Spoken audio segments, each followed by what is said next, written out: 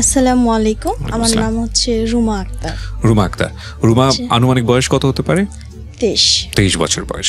আচ্ছা, আপনি যে গল্পটা বলতে এসছেন এখানে, সেই গল্পটা মূলত আপনার জীবনকে ঘিরে এবং তার চাইতেও বেশি হচ্ছে আমাদের সবার জীবনকে ঘিরে। তো আমি কেন এই কথাটা বলছি, যখন গল্পের ভিতরে আমরা ধারাবাহিকভাবে যাব তখন হয়তো বুঝতে পারবো। জি, আপনি শুরু করুন যেখান থেকে বলতে চান। প্রথমে বলতে চাই, যেহেতু আমার বাবাকে নিয়ে গল্প, আমার বাবার ফার্স্ট, যে আমি তো ছোট থেকে হয়তো বাবার কিছু জানি না, যেহেতু আমার যতক্ষণ মানে বুঝ হয়েছে বা বুঝতে পেরেছি, আমার বাবা সংসারের ছিল বড় ছেলে। আর বিশেষ করে সংসারের বড় ছেলেরা দেখা যায় যে সংসারের ভূমিকা একটু বেশি থাকে।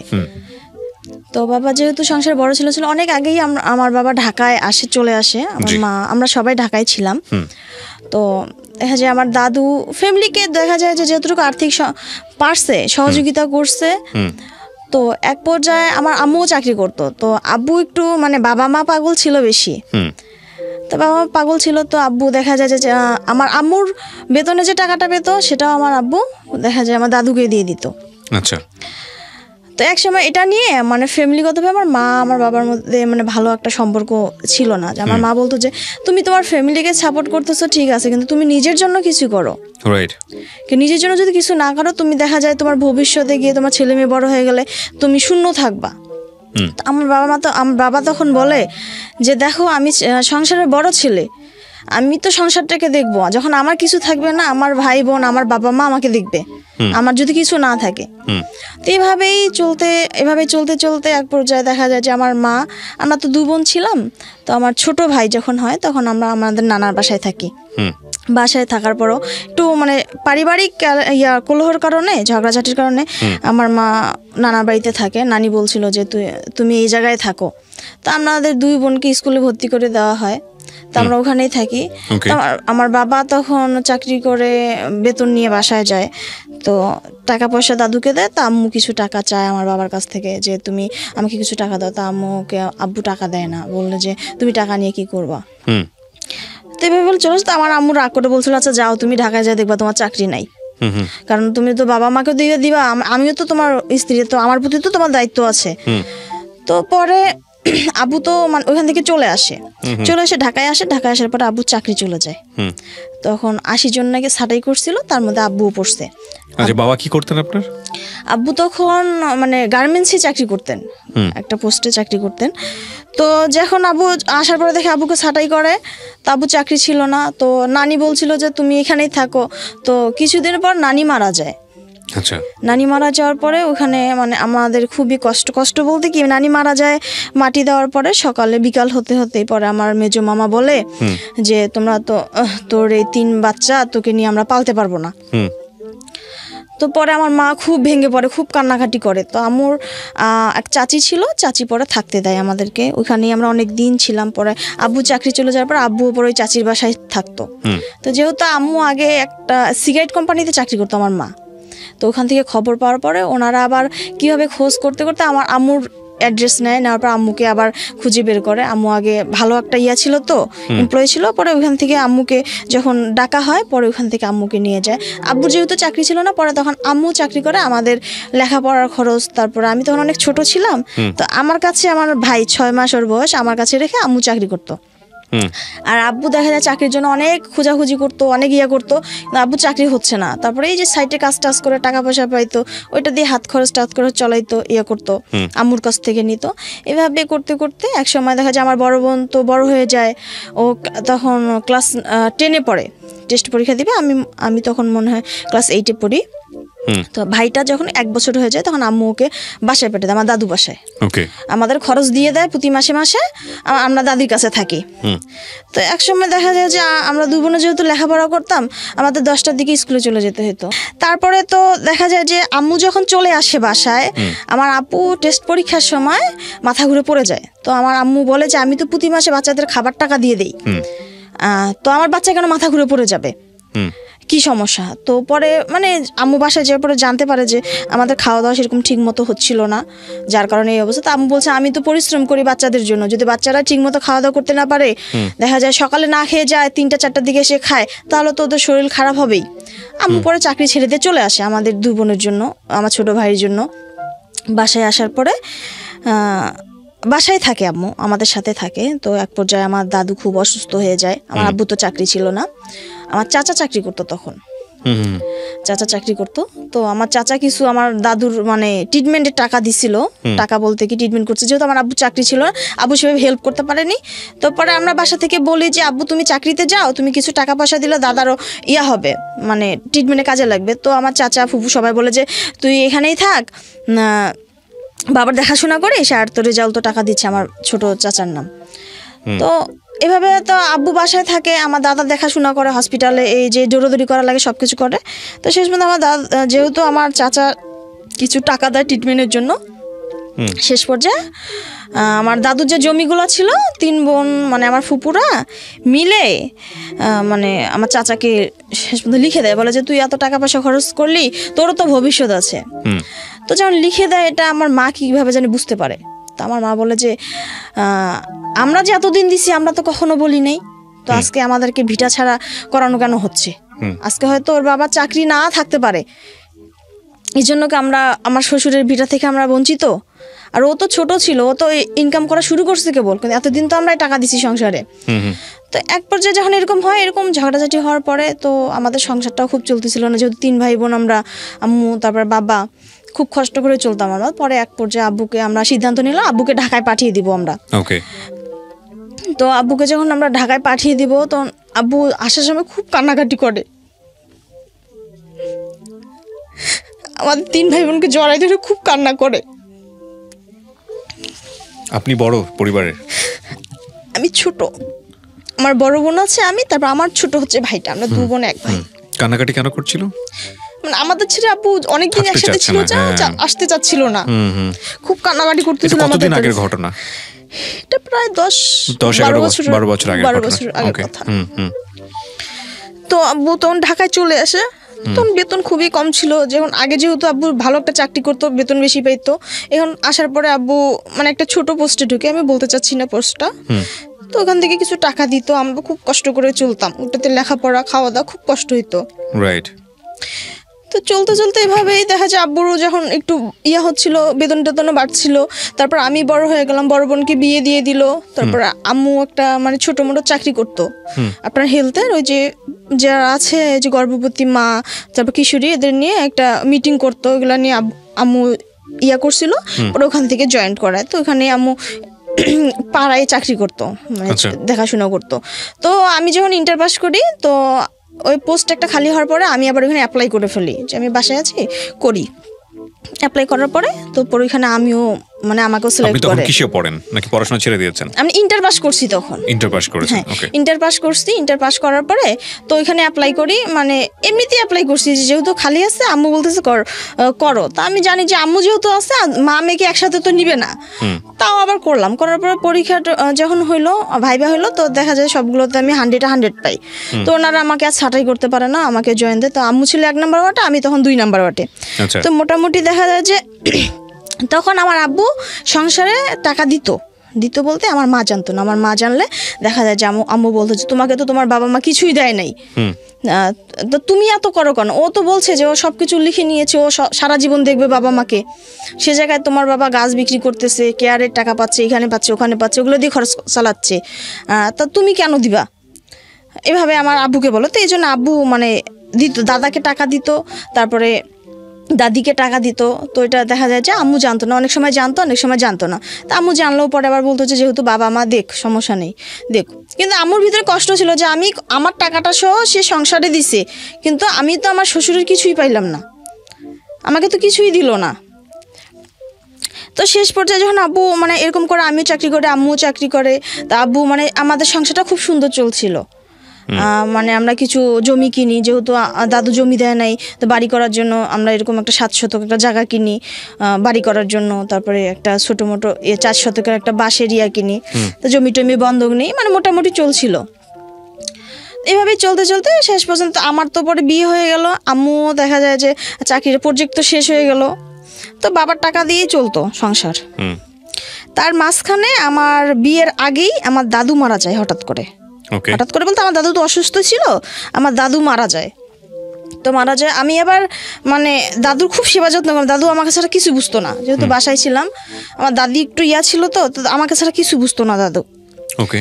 তো দাদু মারা যখন যায় তখন আব্বু, তার আগের দিন আব্বু আর আমার এই যে বোন জামাই বাসায় যায় দেখে আসে মানে গাড়িতে উঠে চলে আসার পর মানে ঢাকায় পৌঁছায়, খবর পায় যে আমার দাদু মারা গেছে।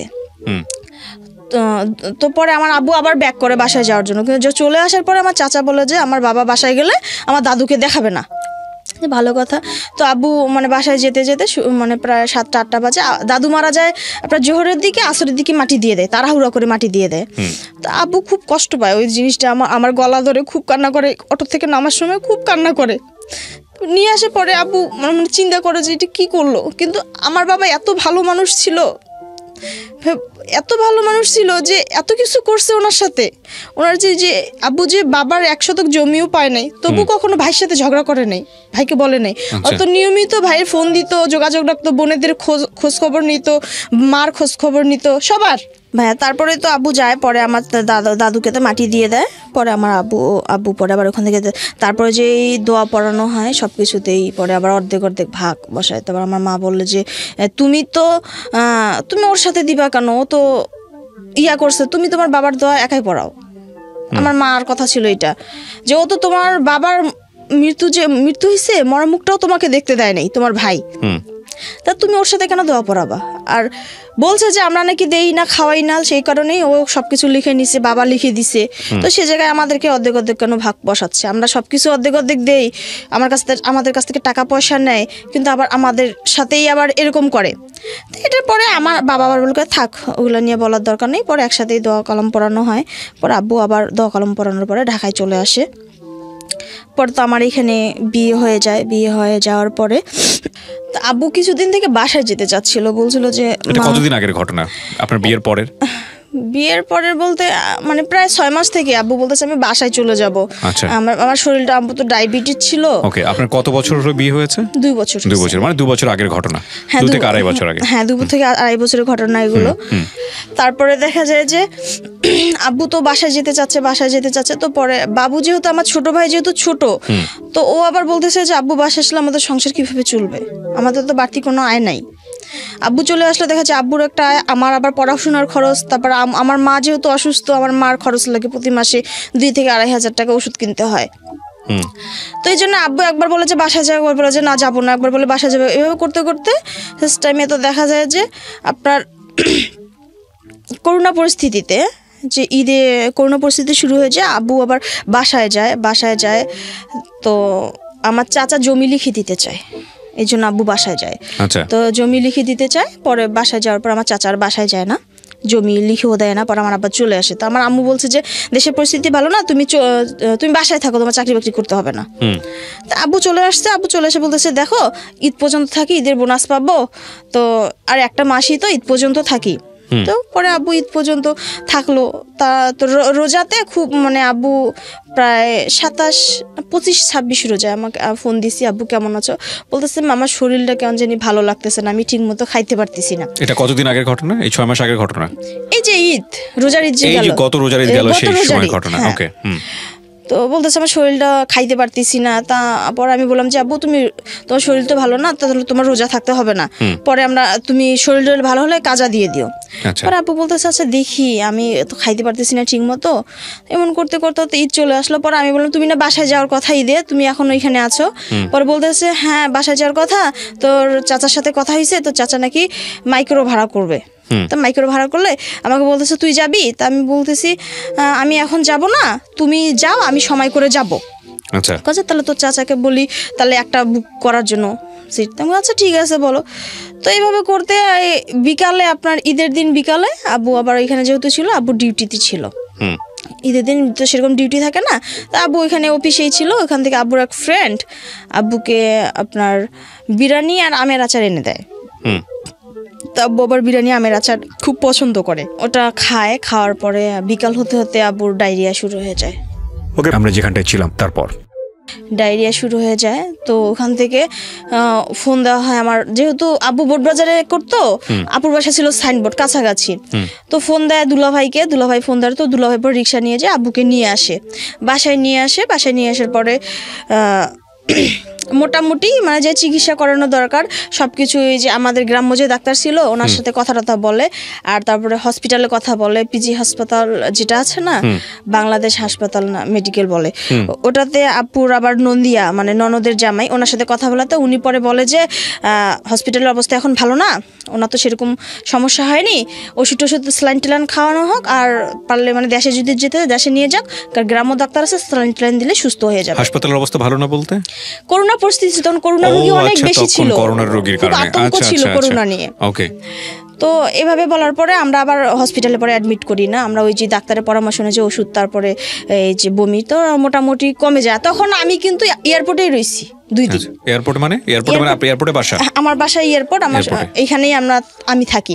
আপুর বাসায় যখন আসছে তখন পরে আপু আমাকে ফোন দিয়ে বলতেছে আব্বুর অবস্থা এরকম এরকম। তো আমি আবার এখান থেকে যেতে পারতেছি না, কারণ তখন কোনো বাস বা কোনো কিছু চলে না।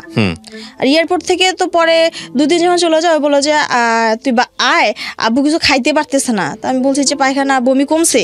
পরে বলতেছে হ্যাঁ পায়খানা বমি কমছে, কিন্তু আব্বু খাইতে পারতেছে না, কেন জানি শরীরটা কেমন জানি কাঁপতেছে, খাইতে পারতেছে না। আমি বলছি যে তাহলে শরীরটা অনেক দুর্বল হয়ে গেছে আবার। পরে আমি আবার মানে খুব করে আমি আজকে যাবোই, বের হয়েছি আমি। তো আমার হাজবেন্ড বলছে চলো আমি যাবোই, যেভাবে হোক হেঁটে হইলেও যাবো। পরে বের হয়ে আসার পরে অটো দিয়ে আসার পরে আপনার এয়ারপোর্টে আসার পরে ওখানে মানে পায়ে যে চলায় না রিক্সাগুলো পাই, ওটা পর্যন্ত আমরা আবদুল্লাপুর পর্যন্ত আসার পরে ওখান থেকে অটো নিয়ে পরে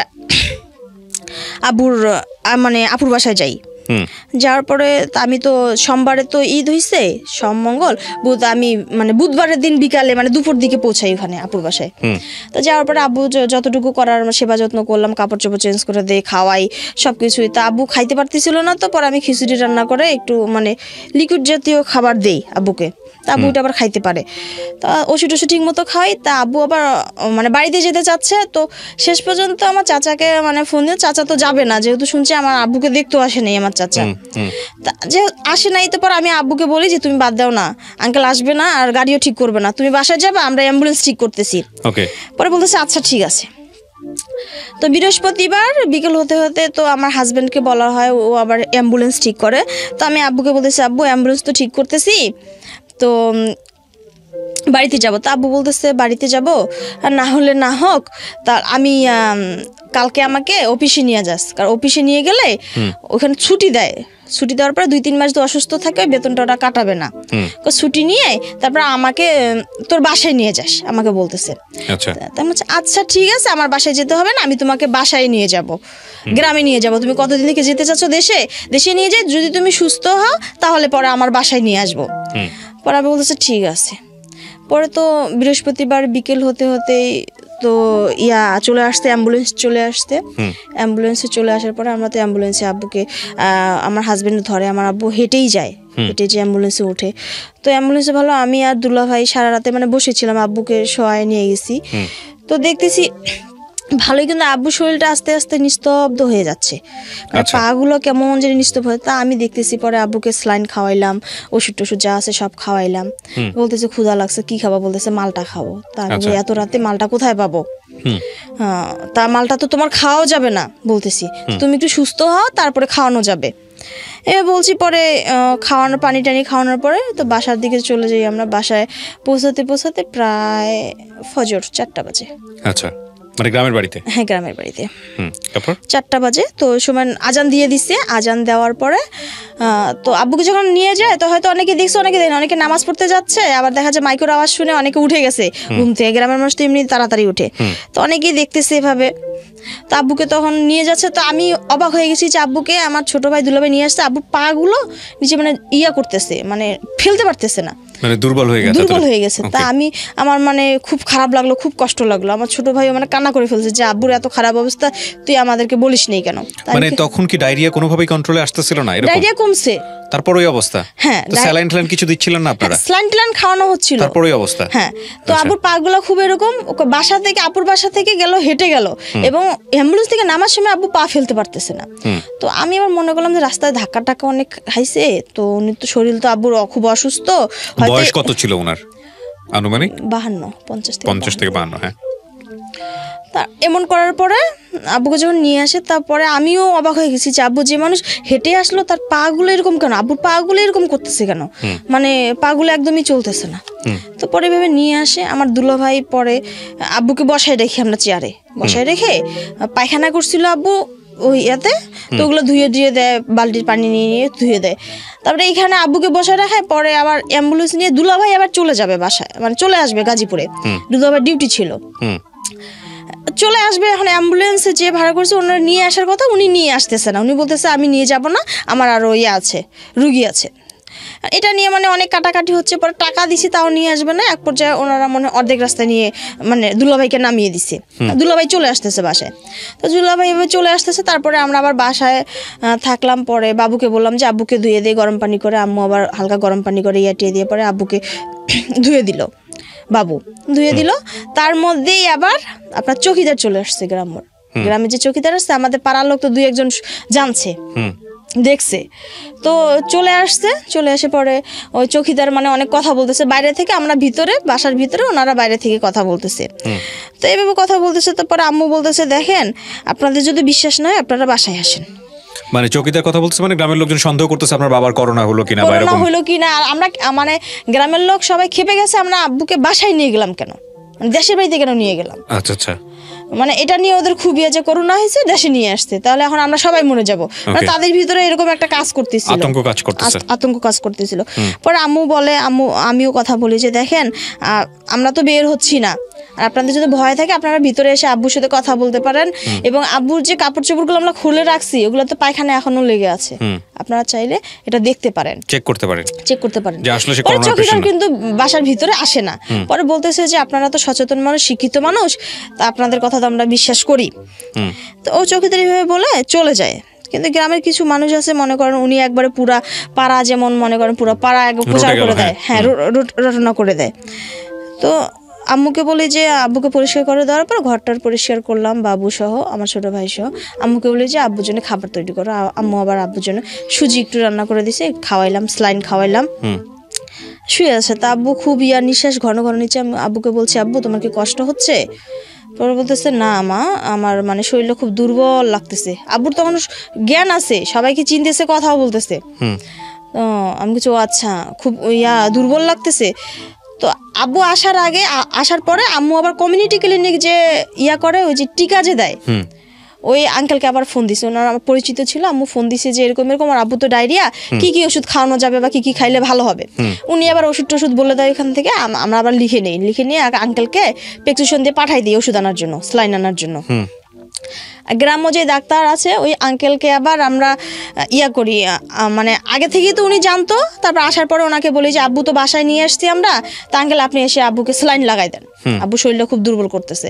যদি তা না হয় তাহলে আমরা হসপিটালে অ্যাডমিট করবো, কারণ আমাদের যে নীলফামারী হাসপাতাল ছিল ওখানে আমার মামা ছিল, তো আমাদের পরিচিত লোক যেহেতু ছিল, সেজন্যই তাড়াহুড়া করে দেশে নিয়ে যাওয়া, যেন ভালো একটা ট্রিটমেন্ট যেন আমরা পাই। তো এইভাবে বলার পরে ডাক্তার তো স্লাইন নিয়ে আসতেছে, এই আঙ্কেলকে বলছে, আঙ্কেলও স্লাইন ওষুধ নিয়ে আসতেছে। তো কমিউনিটি ক্লিনিকের যে লোক ছিল আঙ্কেল, ওনাকেও বলছি আমরা, উনিও জানে। তো উনি বলছে যে দেখো আম্মু, যদি বেশি সমস্যা হয় তাহলে তোমরা অটো ভাড়া করে ওনাকে হসপিটালে অ্যাডমিট করে দেবো। আচ্ছা ঠিক আছে। তো কথা বলার পরে আব্বুকে সুজি খাওয়াইলাম, সুজি খাওয়ানোর পর ওষুধ খাওয়ানো হলো। খাওয়াটা আমি একটু বাইরে এসে বসছি, যে সারা রাতে জার্নি করে আসছি, তো খুব ক্লান্ত লাগতেছে। আম্মু বলতেছে ঠিক আছে রেস্টে নিয়ে পরে কাপড় চোপড়গুলো আব্বু ধুয়ে দিব। তার মধ্যে আম্মু, আমি, আমার ভাই, আমার মানে আব্বুর কাছে গিয়েছি, কথা বলছি। আমার দাদি চায়নি, আমার দাদি বাসায় ছিল, আমরা 4 জনই বাসায়। আমার দাদি আবার অসুস্থ, ক্যান্সারের রোগী, আমার মাও অসুস্থ, তো আমার দাদি যায় না। তো পরে আমার বাবা আবার দাদির কথা বলে, উনি আমার শুধু আম্মুর কথা বলছে যে মা তোর মা কোথায়। তো পরে বাবু আবার বলছে যে আম্মু তো রান্না করতেছে, আম্মু আসতেছে, এইভাবে বলে। তো পরে আম্মু এসে কথা বলে আব্বার সাথে, কথা বলে, তার আমরাও থাকি এখানে, আব্বার সাথেই আছি।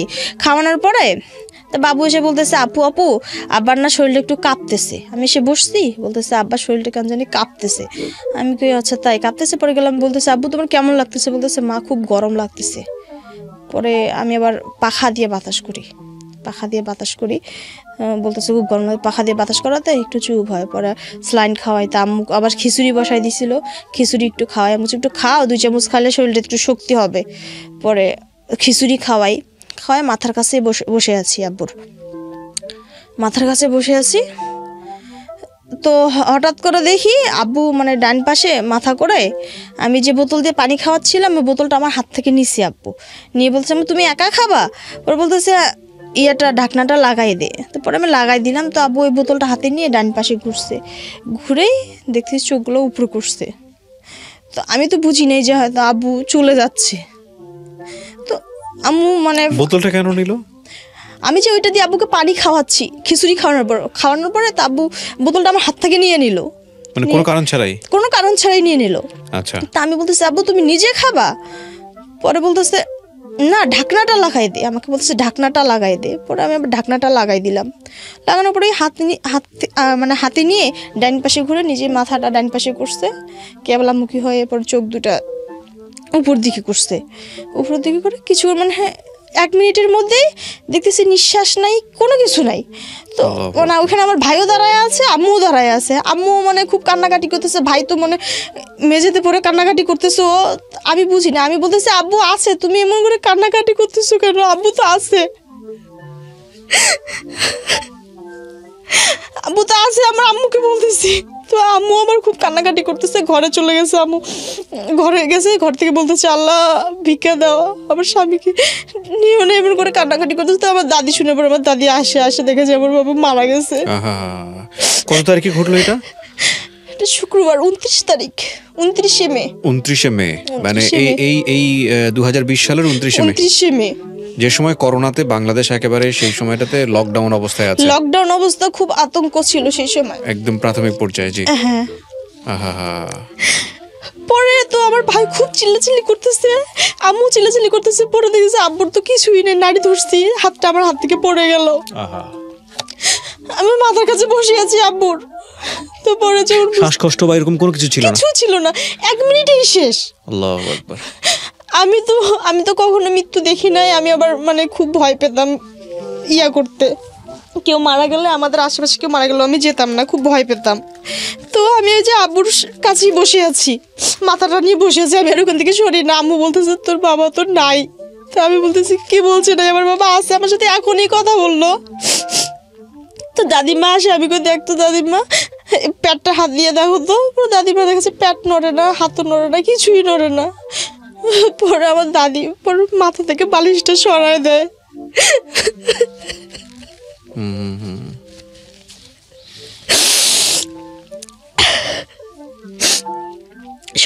সরাই দেওয়ার পরে তো আমার ভাই খুব কান্নাকাটি করতেছে। কিন্তু আমরা একটা জিনিস মানে লক্ষ্য করতে, কান্নাকাটি করতেছি তো দেখা যায় যে সাধারণভাবে মানুষ মারা গেলে বাড়ি ভর্তি হয়ে যায়, আমাদের আশেপাশে একদম নিশ্চুপ হয়ে গেছে, কোনো আওয়াজ নেই, কোনো দিকে কোনো আওয়াজ নেই, কিছু নেই। তো আমি হঠাৎ করে মানে ওইদিকে আমার মনে পড়ে যে আমাদের বাসাতে কোনো লোক নেই, কেউ আসতেছে না, ব্যাপার কি মানে এরকম দেখি। কিন্তু আশেপাশে যে কেউ কথা বলবে যে কি হয়েছে তোর বাবার, কি কেন কান্নাকাটি করতেছি, এরকমও কোনো লোক নাই।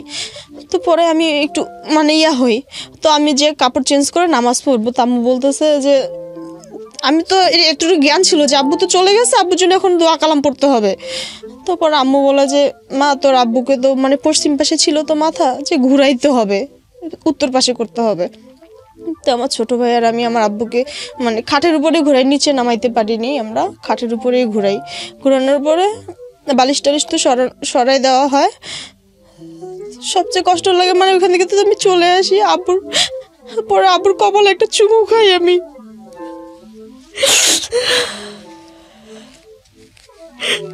বাবা মার প্রতি ভালোবাসা কখনো প্রকাশ করা যায় না, কখনো বলাও যায় না যে মা আমি তোমাকে খুব ভালোবাসি। True agreed. এটা খুব ভয়ঙ্কর একটা কথা বলছেন, কখনোই আসলে বলা যায় না, অনেক অন্য ভয়ঙ্কর রকম একটা জড়তা কাজ করে, কিন্তু এটাই সত্য যে আমরা বাবা মাকে অনেক অনেক বেশি ভালোবাসি। আব্বুর কপালে আমি একটা চুমু খাই। তো ঘুরে দেওয়ার পরে ক্যাথা ছিল আব্বুর গায়ে, পরে আমার দাদি ক্যাথাটা সরাই দিয়ে বলতেছে পাতলা কাপড় ঢাকা দিতে হবে। তো ওইখানে যে আমার একটা ওড়না নিয়ে আমার বাবার মানে মাথা থেকে পা পর্যন্ত ঢেকে দেওয়া হয়। আমি ওই জিনিসটা দেখে চিৎকার করে বাসা রুম থেকে বের হয়ে আসি। মানে যতক্ষণ মাথাটা বের করা ছিল ততক্ষণ মানে তত বেশি ইয়া লাগতো না, যখন ঢাকা দেওয়া হয়ে গেছে পুরো মাথা থেকে পা পর্যন্ত আমার পুরো শরীর কাঁপা শুরু হয়ে গেছে। আমি যে এটা কি, আমার বাবা তো আমার সাথে এখনই কথা বললো, এটা কি হইলো। তারপরে একটু শক্ত হয়ে দেখতেছি তো আমাদের বাসায় কেউ আসতেছে না। আমার ছোট ভাইটা খুব কান্নাকাটি করতেছে, পড়ে যাচ্ছে বারবার, ওকে ধরছি, ওকে কোলে নিয়ে ও আমার মাথা কোলে দিছি, আমার ইয়াতে কোলে মাথা দিয়ে কাঁদতেছে, ওকে জড়ায় ধরে দুই ভাই বোনে কাঁদতেছি, কেউ আসতেছে না। পরে আমি বলতেছি তুই সবাইকে ফোন দিয়ে জানাবি না আমার বাবা মারা গেছে। তো ও সবাইকে ফোন দেয়, আমার চাচাকে ফোন দেয়, ফুবু খালা খালু যা আছে সবাইকে ফোন দিয়ে ও খবর দেয়। খবর দিয়ে বলে যে আমার বাবা তো মারা গেছে, আমার বাবা তো মারা গেছে, সবাইকে ফোন দিয়ে বলে। যদিও কেউ আসেনি, আমার ছোট ফুপাকে ফোন দেয়, ছোট ফুপা কেউ আসেনি করোনার ভয়ে, করোনার ভয়ে আসেনি। প্রিয় শ্রোতা, আর ঘটেনি তা না, আমি একটা স্যাম্পল আজকে আপনাদের সামনে প্রচার করছি যে একটা লোকের মৃত্যু হয়েছে, করোনাতে মৃত্যু হয়নি, তারপরেও করোনাকালীন সময়টাতে মার্চ এপ্রিল মেতে ওনারা কি ফেস করেছেন সেটা এই ভিডিওর একেবারে যে জায়গাটায় আমাদের আসা উচিত আমরা সেই জায়গাটার দিকে চলে এসেছি, আপনারা জানতে পারবেন। তারপরে কি হলো? তারপরে যে আমার ছোট ফুপাকে ফোন দিল, আমার ছোট ফুপা আমার চাচাকে ফোন দিচ্ছে, চাচা বলতেছে আচ্ছা ঠিক আছে আমি দেখতেছি, আমি আসতেছি। তারপর আমার দুলাভাইকে তো ফোন দিচ্ছে, আমার দুলাভাই তখন যমুনা সেতু চলে আসছে। তো চলে আসার পরও আমার দুলাভাই আবার এখান থেকে ব্যাক করছে বাসায়, আবার আমাদের বাসায় চলে গেছে। কারণ দুলাভাই বুঝতে পারছিল যে গ্রামের অবস্থা ভালো না, হয়তো আমার শ্বশুরকে হয়তো বিপদ হতে পারে, বিপদ হতে পারে, দুলাভাই আবার ব্যাক করে। আমার আপু আবার ঢাকায় ছিল, ওকে ফোন দিয়ে বলানো হয়েছে। তো আমার হাজবেন্ড রেডি হয়েছে যাওয়ার জন্য। তো আমাদের দিক থেকে এক দাদা বলে যে আমরা তো দুপুরেই মাটি দিয়ে দিব, তোমরা আসলে তো দেখতে পারবে না। শেষ পর্যন্ত ওদের যাওয়া হয় না। তো ফুপা বলে যে বাবা আমি তো যেতে পারবো না, আমাদের এখানে যাওয়া যাবে না। তো আমার ভাই সাথে সাথে মানে দাঁড়াই ছিল, পড়ে গেছে নিচে। কয়ে যদি আমাদের আত্মীয় স্বজন না আসে, পাড়া প্রতিবেশীও না আসে, তাহলে আমার বাবার কি হবে? বাবা তো দাফন কার্য করতে হবে, আমার বাবা তো মারা গেছে, ওনাকে তো আর ঘরে রাখতে পারবো না আমরা। তো এইভাবে ইয়ে করতে করতে আমার সিভিল সার্জন আমার এক মামা ছিল, অনেক সম্মান জানাই ওনাকে, অনেক ভালোবাসা। মানে মামার সাথে কথা বলি, আমি ফোন দিয়ে মামার সাথে কথা বলি, মামা যে এরকম আমার বাবা তো মারা গেছে। পরে মামা পরে ওইখান থেকে ডাক্তার পাঠায় দেয়, ওই যে ওই আঙ্কেলকে আরেকজন ডাক্তারকে পাঠায় দেয়। পরে ডাক্তাররা আসার পরে আমরা মানে ওইটা তো ভয় ছিল, সবচেয়ে বড় ভয় ছিল প্রশাসনের লোক আসলে যে আমার বাবাকে নিয়ে যায়, তো আমরা বাবাকে কোথায় পাবো। মানে ওইটা এত বেশি কাজ করতেছিল, আমরা দুই ভাই মানে উম্মাদ যেমন পাগল হয়ে গেছি যে আমার প্রশাসনের লোক আসলে যে আমার বাবাকে নিয়ে যায়, আমরা বাবাকে কোথায় পাবো। মানে ভিতরে অন্যরকম একটা ভয় কাজ করতেছিল। ডাক্তার যখন আসার পরে কথা বললাম, আমি সবকিছুই ওনাকে খুলে বললাম।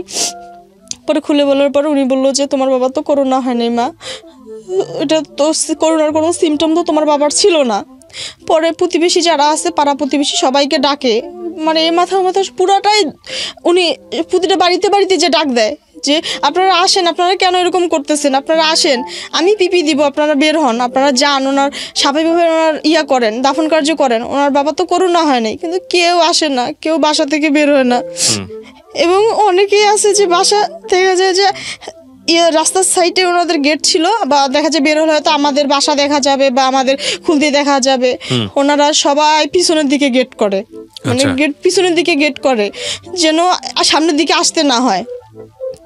এমনকি সবচেয়ে কষ্টকর বিষয় হচ্ছে, এটা বলবো আমি পরে বলবো, এটা যার কারণে দেখা যায় যে ইসলামী ফাউন্ডেশনের লোকরা আসছিল, তারাও কষ্ট পাইছে অনেক। কি হয়েছে ঘটনাটা হয়েছিল যখন আব্বুকে মানে গোসল করাবে, তা তো দেখা যায় যে খাল খুঁড়ে ওখানে খাটটা রাখতে হয়, তো কোদাল চাইছিল, কোদাল একটা কেউ দেয় নাই, কোদালটা দেয় না, একটা ছোট্ট কোদাল দিছিল, ওটা দিয়ে খুঁড়তে পারে না, অনেক কষ্ট করে কবর খুঁড়েছে না, কবর ওই যে নিচে যে মাটি খুঁড়ে খাট রাখে গোসল করায়। পরে ওইটা দিয়ে খুঁড়ে পরে খাট বসাইছিল। পরে এইভাবে করছে। তারপরে যে ডাক্তারকে সবকিছু বললাম আমি, বলার পরে উনি সবাইকে ডাক দিল, কেউ আর আসলো না। এবং আমাদের মানে একদম পুরো আমাদের পাড়া নিশ্চুপ হয়ে গেছে, মানে আশেপাশে কেউ নেই, কেউ মানে একটু কথা বলার মতন কেউ নেই। তারপরে আমার ছোট ভাই, আমার যে ভাই, তো একসময় আমরা দুই ভাই বোনের ডিসিশন নিই যে কেউ তো আসবে না, তাহলে তুই আর আমি গোসল করাই। ওকে বলতেছি, আমরা দুই ভাই বোনে গোসল করে আঙিনার মধ্যে কবর করে মাটি দেই। দুই ভাই বোন এরকম ডিসিশন নিছি। তারপরে আমি ওকে বলতেছি তুই ছোট মামাকে একটু ফোন দে তো। ওকে বলতেছি ছোট মামাকে একটু ফোন দে তো। ওই তো বারবার ছোট মামাকে ফোন দিচ্ছিল। পরে শেষ পর্যায়ে ছোট মামা বলে যে বাবা আমি আসতেছি, ইসলাম ফাউন্ডেশন লোকদের কথা বলছি, ওরা আসতেছে, আমি ওদেরকে নিয়ে একবারে আসবো। তারপরে আমার বড় খালার বড় ছেলে, আল্লাহ ওনার ভালো করবে, আমার ছোট মামার জন্য অনেক দোয়া, অনেক ভালোবাসা, উনি ওই সময় আমাদের পাশে ছিল, আমার ছোট মামা।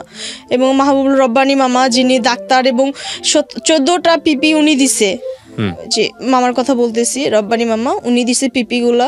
তারপরে তো মামা কথা বলে পরে ইসলামী ফাউন্ডেশন লোকদের সাথে কথা বলে, এবং কাপড় চোপড় যে খরচ টরচ হয় সবকিছু বড় খালার বড় ছেলে দেয়।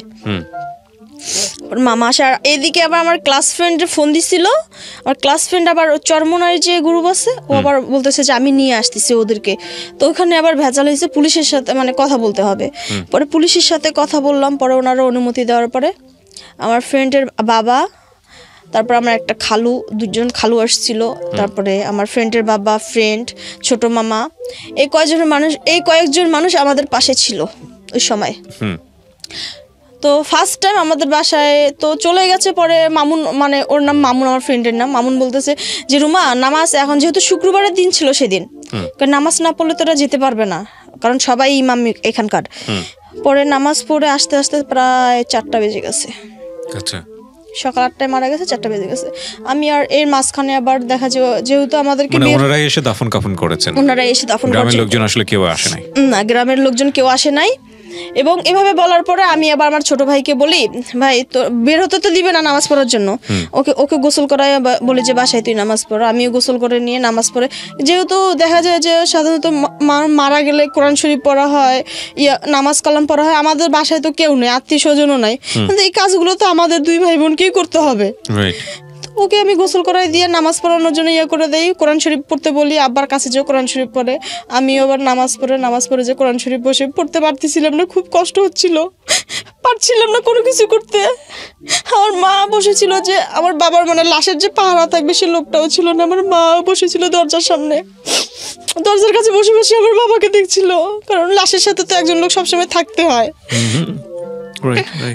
আমার মা বসেছিল। পরে আমরা দুই ভাই বোন গোসল করে যখন যাই, পরে মামা বলতেছে যে আসতে একটু সময় লাগবে। আমরা দুই ভাই বোন অস্থির হয়ে গেছি যে মামা তাড়াতাড়ি আসেন, আসরের আগে মাটি দিতে হবে, কারণ শনিবারে নিয়ে যাওয়া যাবে না। আমার বাবার মৃত্যু ভালো দিনে হয়েছে, শুক্রবারে হয়েছে, আমরা চাই না যে আমার বাবার আজাব হোক, অন্য দিনে হোক। পরে মামা বলতেছে বাবা অস্থির হইও না, আসতেছি। তো ফার্স্ট টাইম প্রথম আমাদের বাসায় ঢুকে আমার ক্লাস ফ্রেন্ড, ওর বাবা মামুন, সাধারণ পোশাকেই ঢুকে আমাকে সান্ত্বনা দেয়, আমাকে দেয়। ওকে দেখে মানে একজন মানুষ ঢুকছে, ওকে দেখেই মনে হয় যে অনেক শান্তি পাইছি, যে এত একটা অবস্থায় কেউ নাই আমাদের পাশে, তো খুব শান্তি লাগতেছে। ও আসছে পরে, তারপর ওকে মানে বললাম, তো বলতেছে কান্নাকাটি করিস না, লোক আসতেছে, এখন করা হবে। তো পরে আসছে, ও চরমনাই থেকে 4 জন আসছে, তারপরে ইসলাম ফাউন্ডেশন থেকে মামা নিয়ে আসছে লোক, করছে। যখন ইসলাম ফাউন্ডেশন লোক আসছে, আমাদের পাড়া থেকে পরে কয়েকজন যে কবর খুঁড়ছে, বাঁশ কাটছে, আমাদের পাড়ার যে কয়েকজন লোক ছিল, ওনারা পিপি কিছু, ওরা তো মানে বাঁশ কাটছে বাইরে। আচ্ছা, বাইরে বাঁশ কাটছে। যারা কবর দিয়েছেন তারা পিপি পরে কবর দিয়েছেন, পিপি পরে ছিল যারা ইসলাম ফাউন্ডেশন লোক ছিল, আমার খালু এবং আমার ফ্রেন্ডের বাবা, তারা পিপি পরে গোসল করাইছিল, কিন্তু মানে পিপি পরা ছিল না, কারণ গোসল করানোর সময় ওনারা মানে আব্বু যে ডায়রিয়া ছিল, ওনারা চিহ্ন পাইছিল, কারণ পায়খানা পাইছিল আব্বুর প্যান্টে। তো ওনারা পরে গোসল করার সময় বলতেছে ওনাদের কথা তো মিল আছে, ওনার তো ডায়রিয়া হয়েছে, ওনারা এইভাবে বলে যে ওনার কথা তো মিল আছে, ওনার তো ডায়রিয়া হয়েছে। পরে ওনাদের কথা অনুযায়ী পরে এখানে সিভিল সার্জনে মানে কথা বলার পরে সাথে সাথে মামার মামা পরে আবার লোকের সাথে কথা বললো, এখান থেকে একটা লিখিত দেওয়া হয় যে ওনার ডায়রিয়াতে মৃত্যু হয়েছে, এবং ওনারা স্বাভাবিকভাবে চলাফেরা করতে পারবে, আমরা স্বাভাবিকভাবে চলাফেরা করতে পারবো। লিখিত তো দেয়। তারপর ওরা যখন আসার পরে আব্বুকে নামাইলো, খাট থেকে নামানোর পরে গোসল করানোর পরে আব্বুর তো মানে ওখান থেকে খাট দেওয়া হয়নি, বাঁশের খাট বানানো হয়েছিল, বাঁশের খাটে করে আব্বুকে নিয়ে যাওয়া হয়। তো গোসল টোসল করানোর পরে যখন আব্বুকে নিয়ে যায় কাপড় চোপড় পর্যন্ত বাসের খাটে নিয়ে যায়, তারপর ওই দৃশ্যটা দেখার পরে আমরা দুই ভাই বোন খুব কান্না করছি। আমরা দুই ভাইয়ের মন যে ওইখানে ছিলাম এমন পাথর হয়ে গেছি। শেষ পর্যায়ে দুপুরের পর থেকে অত চিল্লাচিল্লি করছি, সকালের দিকে আমিও কান্নাও করছি, সবাইকে খবর দিয়েছি, কথা বলছি। দুপুরের পর থেকে আমাদের দুই ভাই বোনের চোখ দিয়ে পানি পড়ে না, মানে পাথর হয়ে গেছি এমন এক অবস্থা। তো আমাকে বলতেছে আপু আপু আমার চোখ দিয়ে যেন পানি ঝরতেছে না, তাছাড়া বুকে যেমন জাম লেগে গেছে কেমন জানি। তো আমি বলতেছি একটু শক্ত ভাই, আমাদের পাশে তো কেউ নাই এখন, তবু করতে হবে।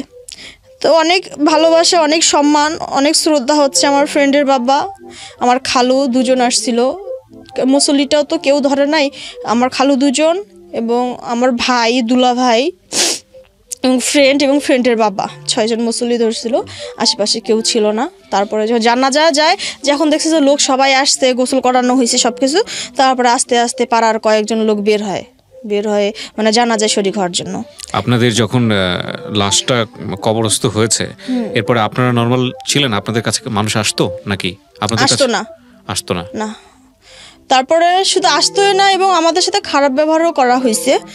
তো মাটি দেওয়া হইলো আব্বাকে, তো মাটি দেওয়া হয়েছে, নিয়ে যাওয়া হইলো, নিয়ে যাওয়া আব্বাকে মাটি দেওয়া হয়েছে। তো মাটিতে ওই যে আমার ফ্রেন্ডের বাবা আর মানে আরেকটা খালু ছিল, ওরা নামাইছে দুজনে, খালু আমার নিজের খালু, তো ও দুজনে নামাইছে। তো আমার আব্বু 8 ঘন্টা ছিল, 8 ঘন্টার মধ্যে আমার আব্বু শক্ত হয়নি, মানে আব্বু যেদিকে মাথা, যেদিকে হাত, যেদিকে নড়া ছিল সেদিকে নড়ছিল। আব্বুর চেহারাটা অনেক সুন্দর ছিল। তো হুজুরা বলতেছে যে তুমি কান্নাকাটি করো না, তোমার আব্বু তো খুব ভালো মৃত্যু হয়েছে। তো এবং কবর টবর দেওয়ার পরে যে মাটি, যে হাংরা বিছানার মাটি দিছে, তো আমার ছোটো ভাই তো প্রথমে মাটি দিছে এবং প্রতিবেশী যারা আছে তাদেরকে বলতেছে মাটি দেওয়ার জন্য, মাটিও দিবে না, মানে মাটি দিতেও ওরা ভয় পাচ্ছে, এমন এক অবস্থা। পরে এরকম করার পরে মানে মাটি দেওয়া হয়, মাটি দেওয়ার পরে আসা হয়। তো যেহেতু আমাদের লিখিত দিচ্ছিলো আমরা স্বাভাবিকভাবে বের হতে পারবো, তো ওই এক অবস্থায় বের হওয়ার তো কোনো কথাই নেই। তো আমার বাবার এই যে কবরস্থানটা ঘিরার জন্য তো লোককে খবর দেওয়া হয়েছিল, পরে উনি আবার বাঁশ কেটে ঘিরবে, তো বাবুকে ডাকছিল যে আসার জন্য। তো ও গেছে, যাওয়ার পরে বাসায় যখন আসে, ওকে মনে হয় বাড়ির কেউ দেখছিল ফজরের নামাজের পরে, তো জিয়ারত করে ও কথা বলে আসছে। তো ওই দাদাটা খুব খারাপ ব্যবহার করে ওর সাথে, এই তুই বের হয়েছিস কেন, তোকে কে বের হইতে বলছে, মানে খুব খারাপ ব্যবহার করে। তো আমরা কোনো উত্তর দিই না। কিন্তু এই 14 দিন যে আমাদের লকডাউন দিয়েছে, 14 দিন আমার ছোট মামা যাতায়াত করছে, উনি তো সব কিছু করছেই, এবং উনি মানে এই 14 দিন যাতায়াত করছে, মামানি জানতো না, ছোট মামানি জানতো না, যাতায়াত করছে, আমাদের ফলমূল ওষুধ থেকে শুরু করে সব কিছু উনি করছে। বলছে যে আমাকে যদি করোনা ধরলে ধরবে, সমস্যা কি, এই জন্য কি আপন মানুষের পাশে থাকবো না। এবং এই 14 দিন আমার মেজো ফুপু আসছিল আপা মারা যাওয়ার পরে, বাসায় ঢুকে নেই, বাইরে থেকে কান্নাকাটি করে চলে যায়। এবং 2 ফুপু তো আসেই নেই, 2 ফুপু পরে 14 দিন পরে আসছিল। আমি আপনাকে প্রশ্নটা করতে চাই, আমি জানি এটা খুবই হৃদয় বিদারক, এটা ইট ক্যান বি এক্সপ্লেইন, হয়তো এর চেয়েও ভয়ঙ্কর ঘটনা ঘটেছে বাংলাদেশে, এবং সেটার বিভিন্ন গণমাধ্যমে বিভিন্নভাবে এসছেও। আপনি গল্পটা কেন বললেন আজকে রেডিওতে এসে? বলার একটাই কারণ, প্রথমত বলতে চাই, আমার বাবা তো বড় ছেলে ছিল, এটা বলতে চাই, বড় ছেলেদের সংসারে একটা অনুদান থাকে, একটা অবদান থাকে, হ্যাঁ। আর করোনাকালীন পরিস্থিতি এটা বলা এই কারণ যে আমরা সচেতন অবশ্যই থাকবো, কিন্তু সচেতনতা অবলম্বন করে আমরা মানুষের পাশে থাকবো, অমানবিক যেন না হই, আমরা মানবতার জন্য হারিয়ে না ফেলি, অমানবিক যেন না হয়। যে আমি এত সচেতন থাকছি, একজন মানুষ মরে যাচ্ছে বা একজন মানুষ মারা গেছে, আমি তার দাফন কার্য করতেছি না বা আমি তার পাশে থাকতেছি না, আমরা কাছে যে যদি করতে না পারি, আমরা দূরে থেকে হেল্প করবো। যে আমি যে ফোন দিয়ে সব ম্যানেজ করছি, পুলিশ, ডাক্তার, তারপর দেখা যায় এই কাজগুলো কিন্তু আমাদের পাড়ার লোক করতে পারতো, ইসলামী ফাউন্ডেশন লোকদের কথা বলতে পারতো, ওনারা করতে পারতো, কিন্তু ওনারা করে নাই। ওরা 4টা পর্যন্ত ওরা এই অবস্থায় ছিল। আমরা বাসায় 2 ভাই বোন শুধু মানে চিল্লাচিল্লি করছি, দৌড়াদৌড়ি করছি, ফোন দিছি, এখানে দিছি, ওখানে দিছি, সারাক্ষণ দেখা যায় যে আমার বাবা যে মারা গেছে, ওনার দাফন কার্য নিয়ে আমরা 2 ভাই বোন উন্মাদ হয়ে গেছি, এত কষ্ট পাইছি, ভয়ঙ্কর। আমি শেষবেলায় এসে শুধু একটা কথাই বলতে চাই ওনার সঙ্গে, যে মৃত্যু অবধারিত। জন্মেছেন মানেই হচ্ছে জন্মের পর থেকে প্রত্যেকটা সেকেন্ড আপনি মৃত্যুর দিকে দৌড়াচ্ছেন। এই যে আমি কথা বলছি, এমনও হতে পারে এটাই আমার শেষ অনুষ্ঠান। এই যে আপনারা দেখছেন, আপনারা শুনছেন, এমনও হতে পারে এটাই আপনার শেষ দেখা, 10 মিনিট পরে হয়তো আপনি নেই, কিংবা এটাই হয়তো আপনার শেষ নিঃশ্বাস। নোবডি নোজ কে কখন শেষ নিঃশ্বাসটা ফেলবে। কিন্তু এক্সিটটা খুব সম্মানের হওয়া জরুরি, খুব জরুরি। আমরা যাই কিছু করি না কেন জীবনে, আমাদের জীবনে অনেক ভুল আছে, অনেক পাপ আছে, অনেক পুণ্য আছে, সবকিছু মিলিয়েই আমরা মানুষ। নোবডি, পৃথিবীতে এমন কেউ নেই যে পাপ ছাড়া, পৃথিবীতে এমন কেউ নেই যে যার জীবনে ছোটখাটো কোনো পুণ্য নেই, সবার জীবনেই আছে। কিন্তু এক্সিটটা খুব সম্মানের হওয়াটা জরুরি। মানব জীবন অর্থবহ না হলে, মানুষ হিসেবে দুনিয়াতে আসার পরে জীবনটা যদি অর্থবহ না হয়, তাহলে এর চাইতে মানে একটা জীবন ভয়ঙ্করভাবে অপচয় ছাড়া কিছুই না। সৃষ্টিকর্তা পৃথিবীতে আমাদের প্রত্যেককে পাঠিয়েছেন কোনো না কোনো কিছু করার জন্য। আমি ক্যামেরার এপাশে আছি, যারা আমাকে দেখছেন না, তাদের সবার জন্যই বিনীতভাবে রিকোয়েস্ট করতে চাই, যে যার জায়গাতে আমরা আছি না কেন, সবাই যেন মানবিক মানুষ হওয়ার চেষ্টা করি। আপনার সামনে যে কোনো ধরনের ঘটনা, দুর্ঘটনা কিংবা কোনো সাহায্য প্রার্থী মানুষ মানেই হচ্ছে আপনার জীবনে একটা চরমতম সুযোগ মানবিক মানুষ হওয়ার। তো এই সুযোগটা সবার জীবনে ঘটে না। হ্যাঁ, সৃষ্টিকর্তা আপনাকে সুযোগ দিচ্ছেন মানবিক মানুষ হওয়ার, সৃষ্টিকর্তা আপনাকে সুযোগ দিচ্ছেন পুণ্য কামানোর, সেই সুযোগটা হাতছাড়া করা চরম বোকামি। আমাদের সমাজে এর চেয়েও হয়তো ভয়ঙ্কর রকমের পরিস্থিতিতে আমাদের জীবনে পড়তে হতে পারে, করোনার চাইতেও। কিন্তু আমরা যদি মানবিক মানুষ হই, আমরা যদি মানুষের জীবনটা আসলে কেন, সেই অর্থটা যদি খুঁজে পাই, তাহলে নিঃসন্দেহে সেই ভয়াবহতম পরিস্থিতিও আমরা খুব সহজে মোকাবেলা করতে পারবো। আমি আপনাকে ধন্যবাদ জানাই। আপনার বাবার জন্য দোয়া করি আমরা সবাই মিলে, তিনি জান্নাতবাসী হোক। আর আপনি যে এই কষ্ট নিয়ে আমাদের সঙ্গে এসেছেন শেয়ার করার জন্য, মানুষকে সচেতন করার জন্য।